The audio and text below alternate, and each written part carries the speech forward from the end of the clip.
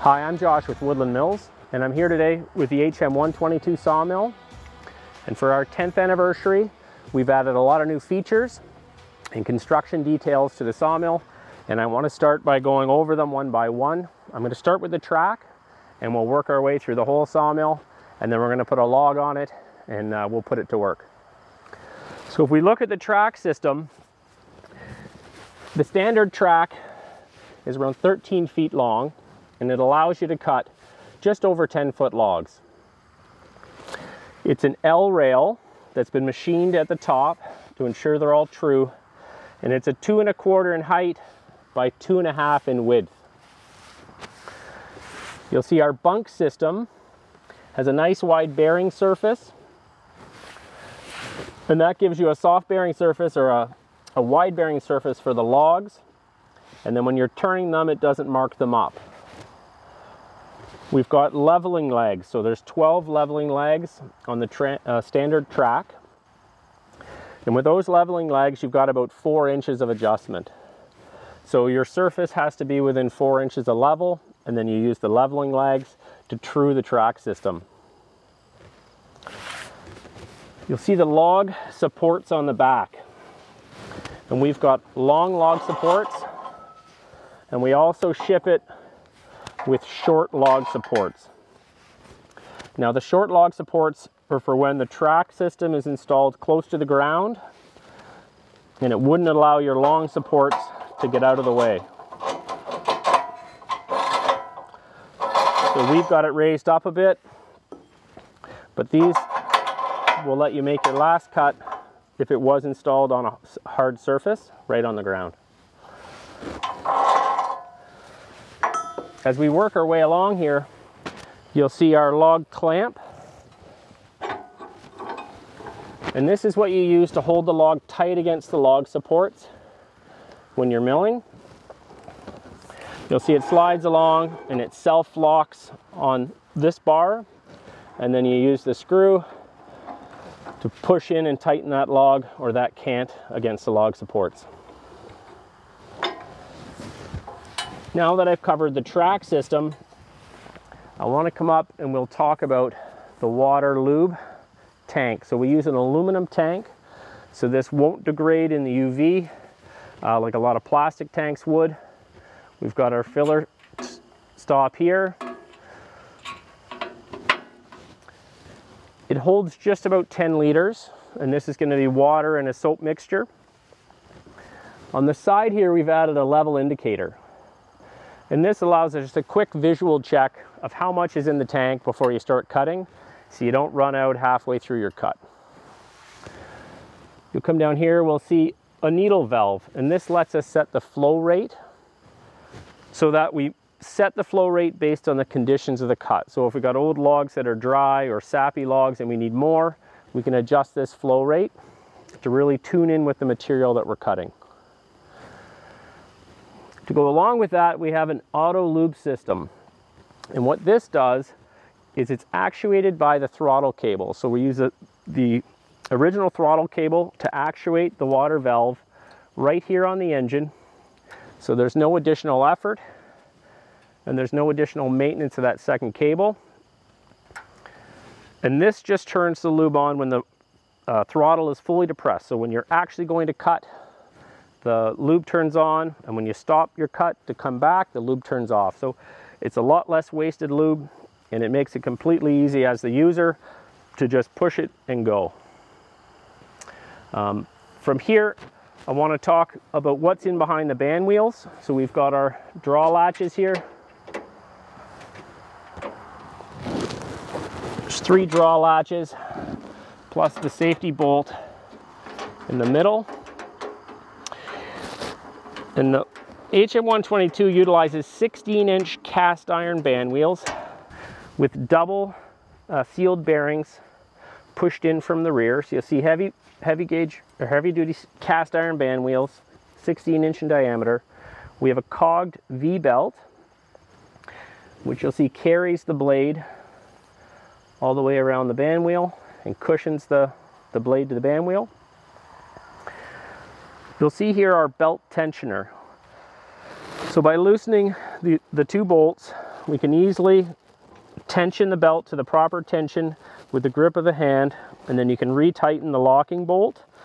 And this allows you to easily set the belt tension so that the motor stays fixed and all the adjustment is done in here. On the follower side, you'll see we use a urethane belt, again on the cast iron band wheel with the bearings pushed in from the rear.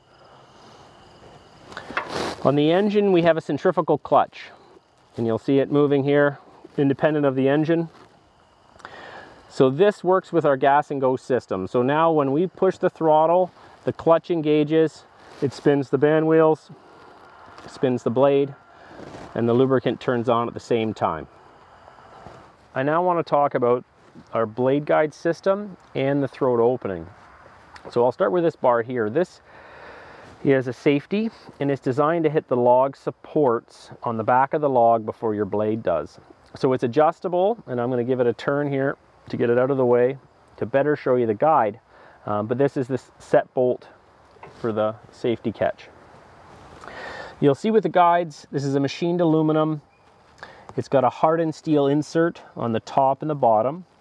And these hardened steel blocks are designed to catch the blade from going up or down if you hit something in the wood that you weren't expecting, a foreign object, a knot, something that's not the regular cutting process. Under normal conditions, these blocks are going to be set so you have a space to the blade or a clearance to the blade on the top and the bottom. So we like these guide blocks because you have a catch in both directions, up and down. And the wear on these hardened steel blocks is really minimal because under normal conditions, they're not actually seeing any wear at all. It's just to catch in extreme situations. The adjustment of the guide is done with a set bolt, which is just hidden in the back here. And you'll see this shaft here. So this can move in and out, and this brings you up to the back of the blade. Now we run a high-speed sealed bearing, and it's up inside of here. And that is also set at a clearance, again, to the back of this blade. So under normal milling conditions, this bearing's not going to see a lot of use. But what that bearing's designed to do is if you start pushing faster than the blade can cut, you're going to start applying a force on the overall band, and it's going to want to push it back. So that bearing is going to catch that and give you something to push against, and then you're going to feel that extra force and you'll be able to slow down your cut rate. So you always want to let the band cut at the pace you're trying to push. If you push too hard, you're going to be applying a force on those bearings, and that's not how it's designed to cut. So you want to let the blade do the cutting and just keep the pace set with the material you can remove. As your blade dulls, you're also going to find that it's going to want to apply load on those bearings. And that, again, is a reminder for you that your blade is getting dull and it's going to be time to change that blade. It's designed to take a very small amount of material while you're cutting, so that reduces the effort. It makes the smaller engines much more efficient at cutting because we are removing that small amount of material. On these blades, there's going to be a tooth bent or set downwards. There's a rake tooth which cleans the cut, and then there's a tooth set upwards. So as you're going along, the teeth are clearing a path for the back band, so it slides through and there won't be any pinching on the blade. When we look at the far side here, we have the exact same guide block with the same hardened steel inserts top and bottom. You'll see the stainless steel set screws here, and you'll also see this copper tube. So the copper tube passes right through that shaft, and this is where the water and soap mixture is going to come. In the winter, you can also use a windshield washer fluid as the lubricant, and then it's going to be automatically activated when you hit the throttle of the engine, and then you'll see the lubricant come out, and you'll see how it's going to come right onto the blade. Next, I want to talk about the dimensions in here. So between these two guide assemblies, we've got a full width of just over 20 inches, and we've got a cutting height at that 20-inch width of just over 6 inches. So if you had a cant squared up to 20 inches in width, you could cut a 6-inch slab off the top of it, above the blade. Typically you're cutting, you know, smaller dimensions above the blade, but that is possible with this to do a 6-inch by 20-inch wide cut. I'm going to close the guards now, and we'll go around to the back of the mill.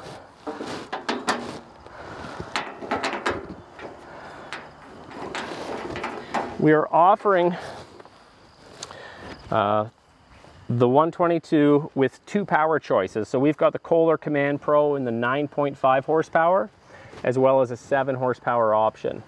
And you can choose that when you're ordering the sawmill. You've got your log scale here with your indicator. You'll see this red indicator, and we've built an adjustment so you can zero it during your cut. We also use magnetic log scales. So they're removable and adjustable, and we ship 2 log scales, but because of their nature, you can have custom log scales made as well, because it's just magnetic strip.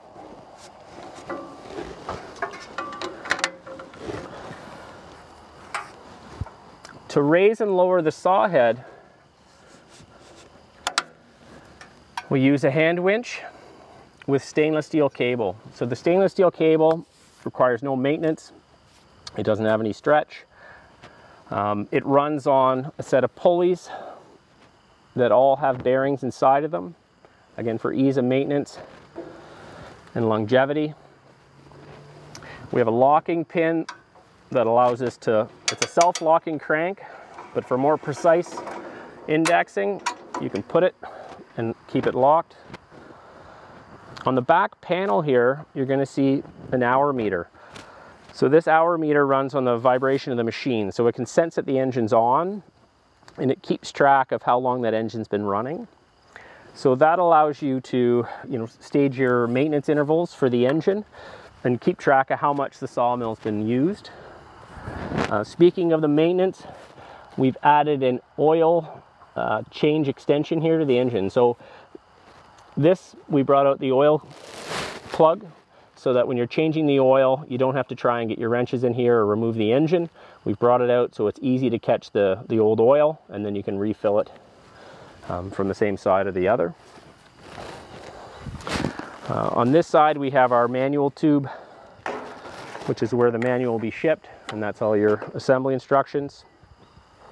From the wide angle here at the back, you're going to see our 4-post design. So this is all 2x2 tubing, sandwiched between the laser plates here.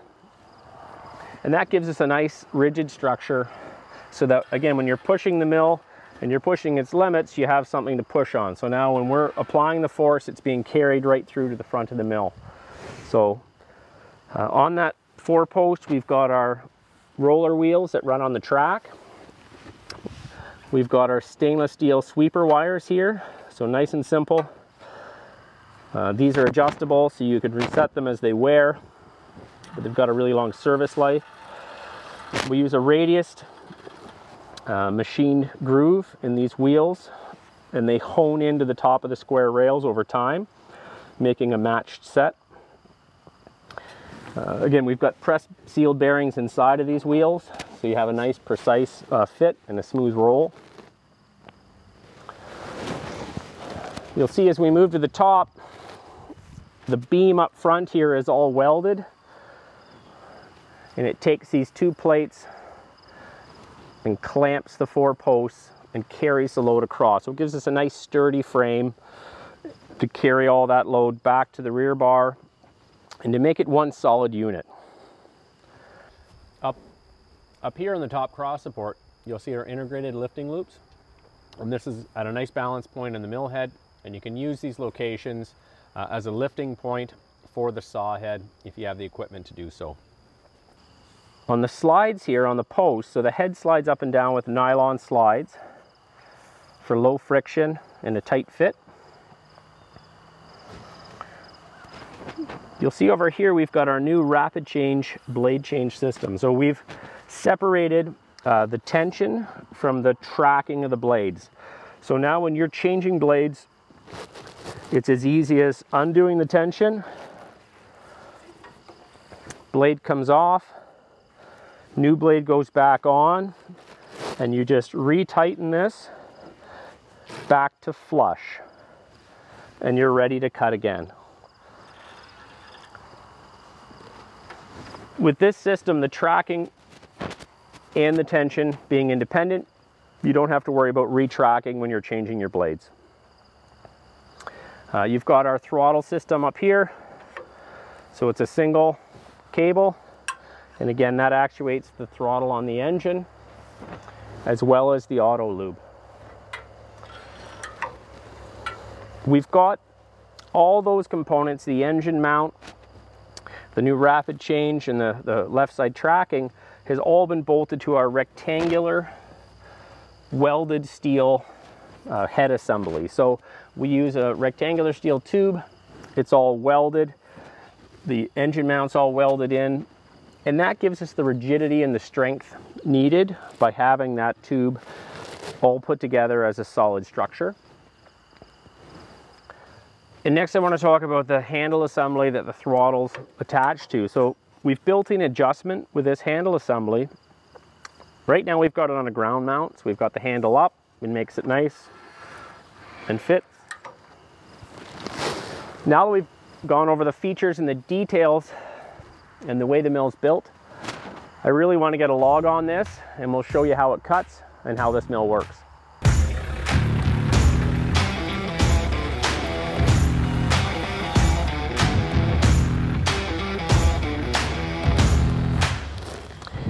Now that we've got this log loaded, I wanted to talk a little bit about the log we have on. So this is an oak log. It's not freshly felled. It's about 1.5 years old.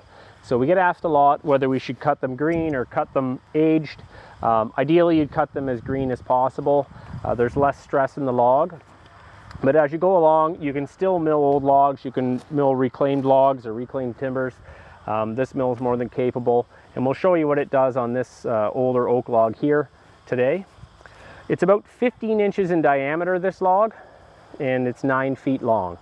So now that we've covered that, I want to fire this up and we'll do a few passes. I'm going to start by squaring this log up. Once you get a square surface, it's easier to clamp and be held tight.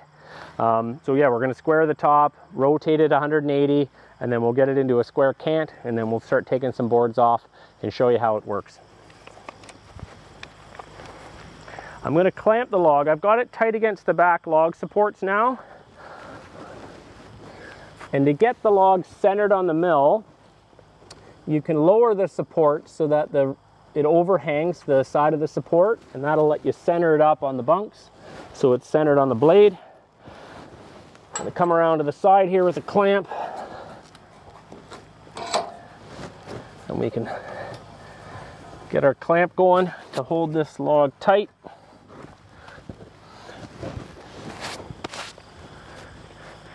And then we can come around to the back here and we'll eye up our first cut.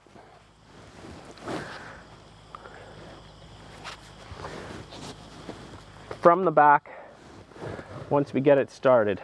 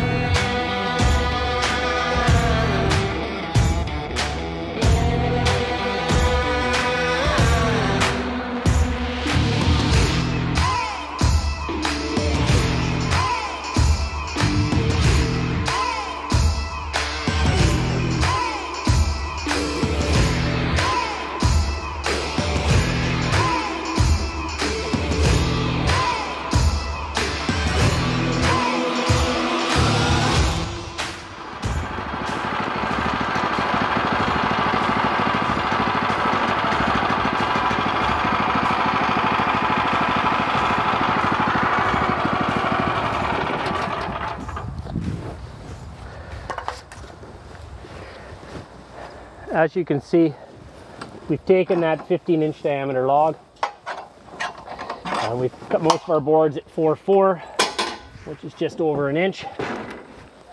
We've cut about 80 board feet. In the process there, I cut a few veneers just to show the accuracy of the machine and the way it was cutting. I have this on the standard setup, so this will let me cut 10-foot long logs, but we do offer track extensions that are 6 foot 5 inches. So with the track extension, you can move that up to 16 foot 5, etc. And you can add as many extensions as you'd like when you're working with a ground mount setup. Next, I want to talk about how the sawmill is packed, shipped, and delivered. So it's packed in a steel crate. And what you see here is the base mill, and it's all together in one steel crate.